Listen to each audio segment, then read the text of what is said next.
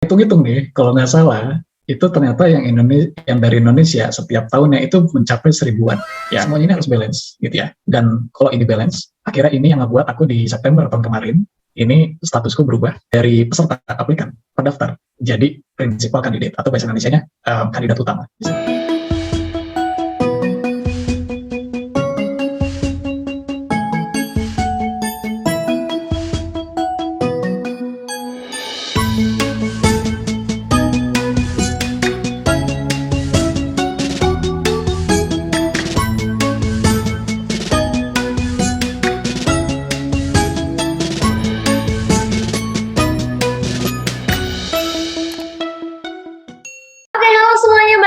Di GP Media Channel, dan kita balik di acara Positif Podcast. Biasanya kan kita udah sering undang beberapa orang inspiratif ya. Nah, sekarang kita balik lagi nih. Kita undang salah satu orang yang inspiratif juga ya, yang bisa ngasih semangat positif nih buat teman-teman, apalagi teman-teman anak SMA yang masih muda-muda. Nah, ini samping aku nih udah ada Kak Farid.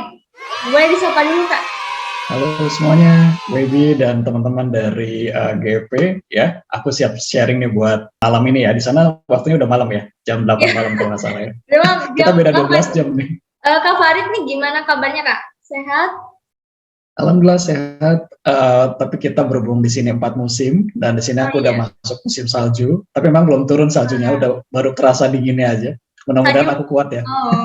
Salju pertamanya kapan tuh kira-kira? Bulan harusnya di Desember ini udah turun, tapi berhubung di Amerika kayak di kita beda zona waktu, beda juga kayak musimnya sedikit-sedikit gitu ya. Nanti Januari mungkin kalau di sini. Jadi sekarang udah lumayan dingin lah ya suhu di sana kayaknya. Ya betul. 9 derajat. 9 derajat. Nggak kebayang sih. Iya. Soalnya kalau di sini nggak pernah ngerasain. 20-an ya.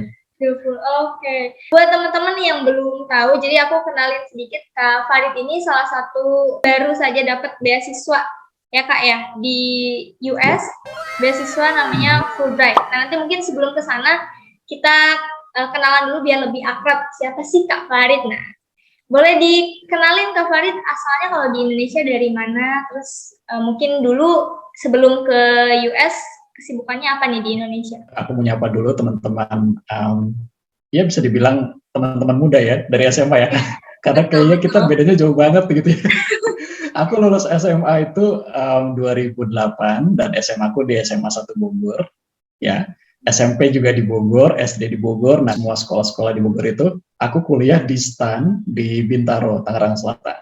Nah, STAN ini karena sekolah pemerintah, sejak itulah aku lulus. Aku jadi CPNS Kementerian Keuangan, dan setelah itu aku kerja di Kalimantan 2 tahun, dan ada beasiswa lagi D4 itu setara dengan S1 ya. Setelah itu baru deh aku kuliah lagi di Jakarta dan kerja di Direktorat Jenderal Pajak Kementerian Keuangan sampai 2021 ini, baru deh aku berangkat ke Amerika Serikat. Berarti kalau sekarang statusnya masih di dinas di pajak itu ya, Kak? Betul, statusnya masih dinas, tapi bedanya statusnya pegawai tugas belajar. Jadi pegawai yang tugasnya belajar. Oke. Jadi makanya bisa studi lagi ke luar negeri gitu ya, sambil. Betul. Gitu. Betul, sambil. Dulunya di STAN-nya ambil apa tadi, Kak? Oh ya, di STAN aku pajak. Jadi di STAN yang D3, yang 2008 sampai 2011 itu D3 pajak. Terus yang tadi aku bilang, aku kantor pertama di Kalimantan. Nah, aku kembali lagi ke STAN untuk D4, tapi D4-nya akuntansi. Jadi D3 pajak, D4-nya akuntansi. Sekarang kalau di sana ambilnya apa nih, Kak? Nah, good question nih. Jadi aku bisa dibilang ini apa ya, loncat-loncat nih jurusannya teman-teman. Jadi aku sekali lagi aku mundur lagi ya. SMA aku IPA. Terus D3-nya pajak, D4-nya akuntansi. Nah, sekarang aku S2-nya, itu kalau di Indonesia kan namanya magister ya. Kalau di sini namanya master. Nah, masternya aku itu Master of Public Administration. Jadi terkait pemerintahan juga. Administrasi publik lah ya, iya. Berarti dulunya IPA tuh sekarang bidangnya sosum gitu ya, sosial humaniora ya? Iya, sosial, iya, betul. Ini ada hubungannya sama anak SMA juga, Kak. Biasanya suka ada yang aku jurusan IPA tapi pengen lintas jurusan, ngambilnya jadi ke IPS karena nggak mau ngitung-ngitung katanya gitu. Kak Farid ngambil administrasi, kenapa nih di sana? Oke. Iya, Jadi yang pertama, sebenarnya IPA, IPS atau bahasa ya, kan suka ada ya SMA yang ada bahasanya ya. Ini nggak masalah menurutku pribadi, sepanjang aku udah S1, udah kerja, dan sekarang lanjut S2. Kenapa? Karena semua itu bisa kita ambil logikanya. Kalau anak IPA, itu kan mungkin hitung-hitungannya lebih, lebih sering ya, dilatih kan. Tapi kalau IPS, ini juga keuntungannya banyak. Jadi lebih tahu isu sosial dari sejak SMA gitu ya. Sejarahnya juga dilatih, geografi dan segala macamnya. Dan sekali lagi, pada saat kuliah memang bagusnya inline. Maksudnya inline itu kalau IPA ya S1-nya IPA juga gitu ya. Kalau misalnya SMA-nya IPS ya S1-nya IPS juga. Tapi sebenarnya mau loncat juga nggak apa-apa. Yang jelas kita punya passion-nya. Kan contoh, passion dan situasi. Dulu karena distan, aku nggak bisa ngambil jurusan IPA, yang ada jurusan-jurusannya terkait IPS gitu ya. Dan itu juga dipersyaratkan oleh Kementerian Keuangan, ya akhirnya aku ambil sesuai yang ada gitu. Dan sekali lagi, kuncinya perbedaan ini itu bisa diatasi dengan kitanya struggling atau punya daya tahan untuk beresin studi kita. Gitu. Mau belajar juga mungkin ya, punya keinginan yang besar gitu. Ngomongin tentang studi nih Kak Farid, tadi kan aku di awal udah kasih tahu nih ke teman-teman kalau Kak Farid ini baru aja dapat beasiswa. Nah, kalau aku dengar-dengar sih beasiswanya ini cukup ketat juga nih seleksinya. Mungkin bisa dikasih informasinya buat teman-teman SMA, sebenarnya beasiswanya itu beasiswa apa dan seperti apa gitu teknisnya. Oke, siap. Kayaknya aku mau share screen sedikit boleh? Jadi nanti aku tampilin yang aku udah siapin buat teman-teman semua ya. Ini beasiswa Fulbright ini dari Amerika Serikat. Kita bisa lihat dari slide pertama ini adalah Bapak Lincoln, ya Abraham Lincoln, yang bisa dibilang atau teman-teman pernah dengar Bapak Mansam, ya ini julukan untuk Amerika Serikat. Gitu. Dan ya ini beasiswa ini datang dari pemerintah Amerika Serikat. Dan kebetulan aku alhamdulillah dapat rezeki mencoba pertama kali beasiswa dan langsung mendapat. Sekali lagi, aku bakal tampilin mungkin highlights-nya aja, jadi nggak semua. Nanti kalau ada discussion, ada pertanyaan baru nanti aku sharing ya, kira-kira kayak gini. Nah, intinya beasiswa ini itu seleksinya kira-kira dalam 1 tahun itu seluruh dunia itu 4.300 yang diterima jadi penerima beasiswa ini. Yang diterima ya 4.300, berarti yang seleksinya kita bisa ukur sendiri berapa seleksinya. Banyak banget gitu ya. Ini seluruh dunia ya, karena program ini bisa dibilang pertukaran budaya teman-teman, pertukaran pendidikan dan budaya. Jadi maksudnya gini, aku nih berangkat ke Amerika, ada orang Amerika juga yang berangkat ke Indonesia, belajar di UGM, belajar di UI, di ITB kayak gitu. Jadi pertukarannya bisa dibilang ini yang memang misinya dari pemerintah Amerika Serikat. Dari tahun 1946, 1 tahun dari kita merdeka. Ya, betul. Jadi mereka tahun 46 itu udah bikin program beasiswa pertukaran student ya atau siswa.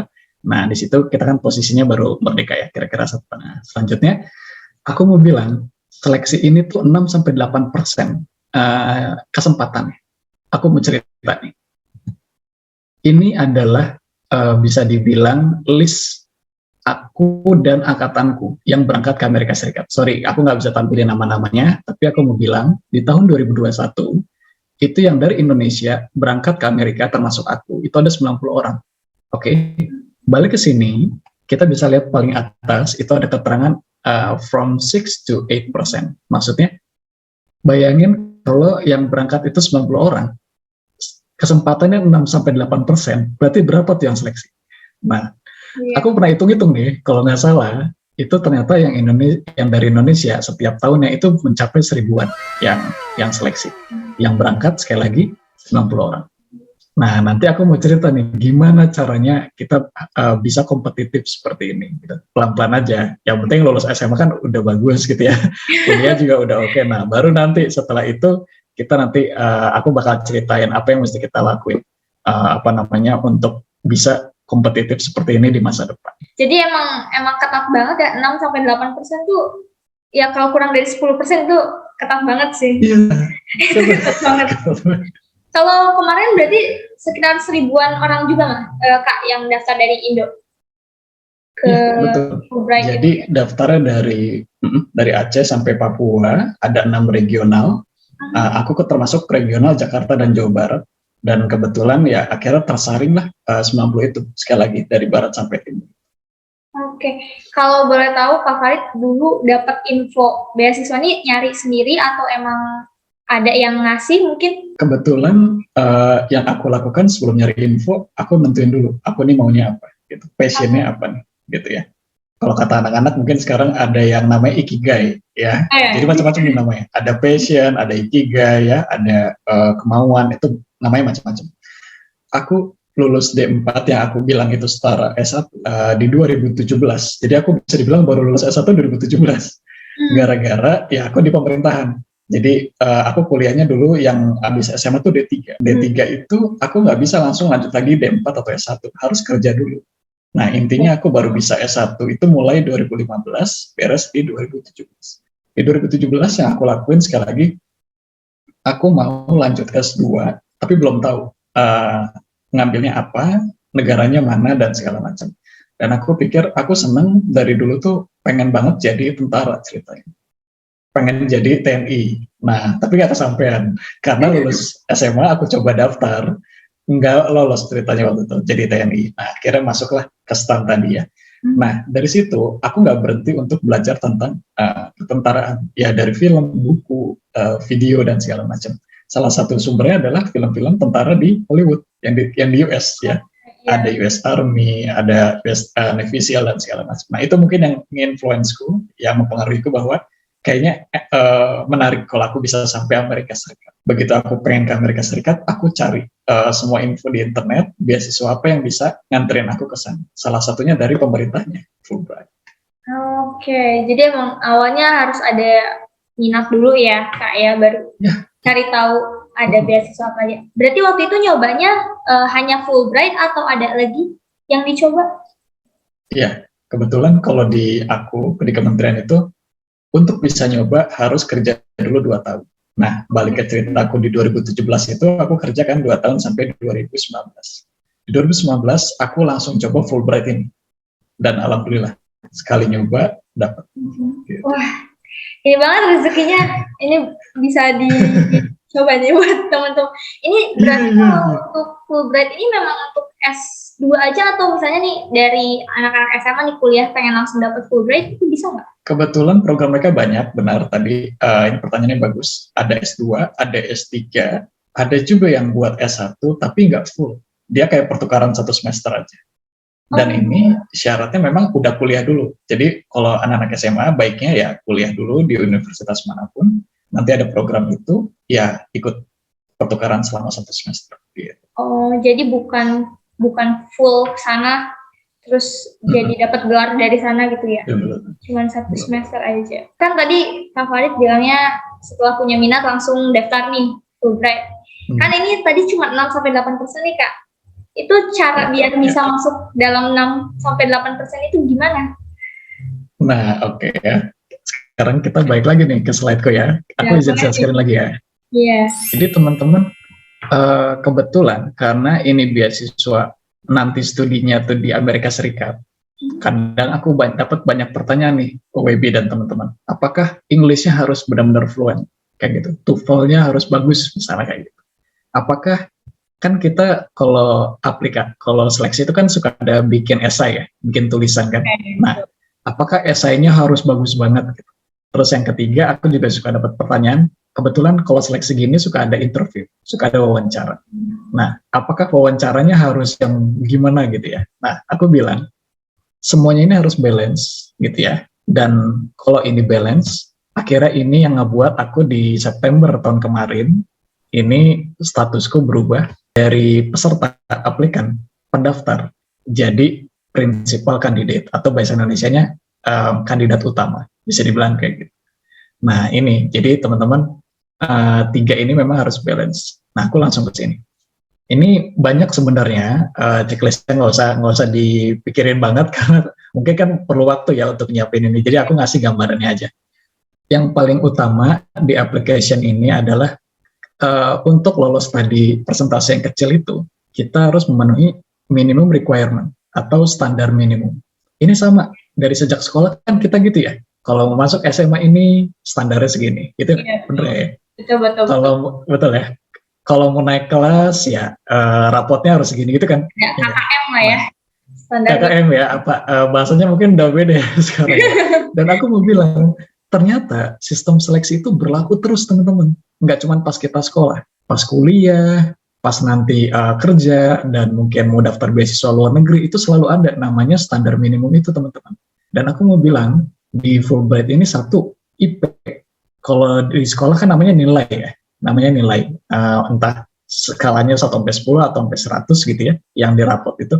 Tapi kalau kuliah nanti ada namanya IP. Nah, IP-nya ini mereka minta minimal 3. Dari sini udah mulai kita pikirin strategi untuk minimal survive 3, karena ini standar untuk bisa nanti S2. Itu yang pertama.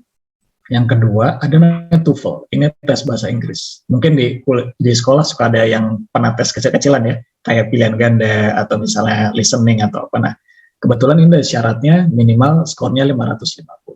Terus selanjutnya esai, nah ini nggak usah dipikirin dulu, intinya esai ini rencana studi kita mau ngambil apa gitu ya, sama personal statement ini tentang background kita dari kecil sukanya apa, sekolahnya ngambil apa, punya pengalaman apa yang bikin kita lebih baik, sampai kenapa pengen sekolah ke luar negeri misalnya, kenapa pengen lanjut S2. Jadi ini kayak cerita hidup, kayak biografi esai ini gitu ya. Nah, yang terakhir ini CV. Jadi nanti teman-teman yang udah beres sekolah ini kalau kuliah nanti pasti diajarin atau belajar yang namanya nyusun CV. CV itu kayak pengalaman sekolah, pekerjaan, terus mungkin skill atau apa nanti yang ini. Tapi ini nggak usah dipikirin sekali. Ini cerita aja.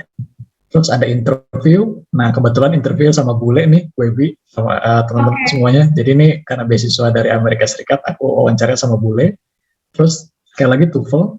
Jadi TOEFL-nya ada 2 teman-teman. Yang tadi TOEFL yang bisa dibilang buat persyaratan di Indonesia. Nah, kalau untuk luar negeri ada namanya TOEFL-nya jenisnya IBT, Internet Based Test. Jadi ceritanya ini ada speaking sama writing-nya gitu ya. Terus ada penempatan. Jadi aku disuruh milih kampus, 4 kampus waktu itu, dan akhirnya kampusku ini aku mau kenalin, University of Kentucky. Nanti aku kasih tahu lambangnya dan aku ceritain juga nanti kenapa aku nyampe sini. Terus yang terakhir, persiapan keberangkatan. Aku nyiapin koper, tiket, terus obat-obatan, semuanya apa yang bisa dibawa dan enggak. Dan aku punya cerita menarik di sini. Nggak boleh bawa Indomie. Nanti aku ceritain. Kena ini. Ya. Jadi kira-kira ini persyaratan untuk tadi bisa lolos ke jadi Fulbright candidate ya. Nanti kalau ada pertanyaan lagi aku jelasin lagi. Oke, berarti tahapannya memang lumayan ini ya. Yang paling sulit di bagian persyaratan awal atau justru di interviewnya sih, Kak? Kalau boleh. Oke. Kalau sulit menurutku lebih di awal. Karena pada saat di awal itu kan kita bikin esai. Esai itu menentukan WB dan teman-teman. Kadang kita ngerti dengan cerita hidup kita. Tapi begitu dituangkan dalam tulisan dan dibaca sama orang, bisa jadi kita ngerti, orangnya nggak ngerti, nggak nyampe. Nah inilah yang menurutku challenging ya, nggak susah, tapi challenging menurutku dan memang harus dilatih. Dan yang paling susah lagi, WB, menurutku adalah menyambungkan apa yang udah kita punya. Makanya aku mau sarannya nanti kan juga mungkin aku ada kesempatan untuk cerita apa yang mesti kita siapin dari sejak SMA gitu ya.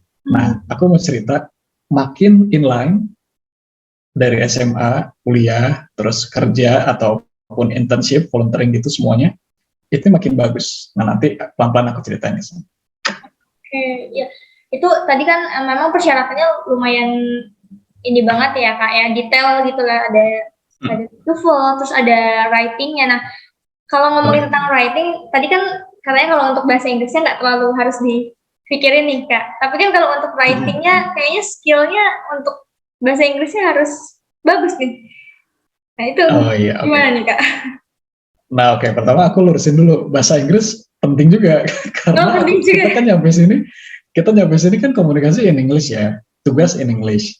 Reading, bacaan, kalau kita apa sih, kalau sekolah buku pelajaran ya. Buku pelajaran di sini nggak ada bahasa Indonesia, teman-teman.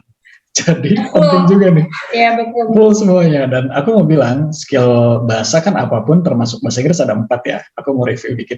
Ada reading, ada listening, ada speaking, ada writing. Ya. Ini semua perlu balance. Minimal kita bisa reading, membaca, atau listening. mendengarkan. Kalau urusan speaking memang harus dilatih. Nanti juga kalau ada kesempatan aku cerita komunitas yang tadi kita obrolin, komunitasku nanti kita bisa obrolin karena itu tujuannya melatih speaking. Satu lagi writing. Nah, ngomongin writing, aku mau cerita. Kadang di Indonesia kalau kita bikin tulisan atau ngobrol, ya intinya kadang di tengah sama di akhir, bener nggak? Iya, iya. Jadi kita cerita panjang lebar, terus ceritanya di akhir nanti muncul nih intinya. Nah ini di sini gitu kan. Nah aku mau cerita untuk kesimpulannya ini gitu kan. Nggak salah karena itu namanya model ya, namanya induktif kalau nggak salah kan, intinya di akhir. Tapi kamu cerita kalau orang bule, orang luar ini senangnya deduktif, straightforward, direct. Jadi di depan idenya baru didukung sama detail-detail atau ide pendukungnya kayak gitu. Sebagai contoh, kalau aku ditanya, Mas Farid hobinya apa? Kalau aku sama orang Indonesia, aku ceritanya kan, wah gue hobinya banyak nih, gue hobinya ini. Terus nanti udah gitu di akhir baru, jadi gue hobinya ini, gitu kan? Bisa gitu kan? Kalau teman-teman Indonesia. Nah, kalau di sini aku dilatih dan memang kebiasaan di sini. Kalau ditanya aku hobinya apa, aku di awal harus bilang aku hobinya lari. Itu yang pertama. Aku hobinya lari. Larinya di mana? Di Sempur sama di Gor. Kapan larinya? Weekend. Kadang 5K atau 5K, 5 kilo atau 10 kilo. Terus larinya gimana? Larinya santai karena ini bukan sprint. Nah, itu kan ceritanya jadi bagus ya alurnya ya. Idenya di awal kan. Iya, nah kayak gitu maksudku. Untuk writing memang nggak bisa sebentar, kita memang harus terlatih model apa yang mesti kita pakai dan tujuan writingnya apa. Buat tugas sekolah, bikin cerita, atau esai seleksi kayak scholarship atau magang atau kerja. Ngomongin tadi sebenarnya waktu ada share screen-nya ada Aminef ya? American Indonesian Foundation. Iya. Yeah. Nah itu kalau boleh tahu itu komunitas yang memang mengurusi Fulbright dari Indonesia ke Amerika atau apa nih Kak? Ya, good question. Jadi Aminef ini adalah lembaga perpanjangan tangan dari Fulbright yang ada di Amerika. Jadi aku balik lagi, Fulbright ini programnya di Amerika, tapi untuk regional-regional kayak di Asia Tenggara, kayak di Eropa, kayak di mana lagi, Amerika Selatan gitu ya, di Australia gitu. Itu ada sejenis koordinator. Dan khusus Indonesia, namanya tadi Aminef. Kayak gitu. Jadi memang mereka yang ngurusin aku dari sejak pendaftaran, interview, penempatan, semua tiket dibayarin, udah disiapin sama mereka. Dan akhirnya aku sampai sini. Oh, jadi emang dari awal udah nggak ngeluarin biaya sama sekali ya? Untuk kayak tes TOEFL di awal, untuk yang persyaratan kita bayar sendiri. Tapi setelah itu, kita dibayarin semua. Oh, oke. Jadi kalau misalkan ada yang nanya, Kak, kalau misalnya kita keterima beasiswa tuh ada yang ada guide-nya nggak sih? Atau kita kayak anak hilang gitu? Oh. Nah, mereka gitu kan soalnya, Kak. Iya. Kalau pertanyaannya gitu, aku mau bilang, tergantung beasiswanya. Aku langsung buka ya, sebagai contoh. Mungkin kita dengar namanya kalau yang dari Indonesia LPDP, ya. Oh, iya. Boleh kalian nanti googling ya, nama LPDP. Nah, kalau modelnya LPDP, kalian akan dibayarin penuh untuk kuliah, dikasih uangnya, bisa dibilang kayak gitu. Tapi kalian yang atur sendiri, beli tiket sendiri, nanti atur-atur uang jajannya pas di luar atau di dalam negeri ya kan.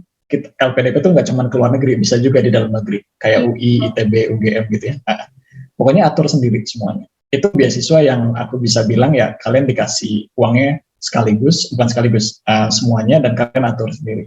Ada juga beasiswa yang ngurusin kalian dari sejak awal, terus seleksi, penempatan sekali lagi sampai nyampe ke negara tujuan. Fulbright salah satunya. Ada juga model yang kayak gini ke Inggris atau ke UK gitu. Itu ada juga. Ada yang ke Australia. Jadi aku mau bilang beasiswa itu ada dua.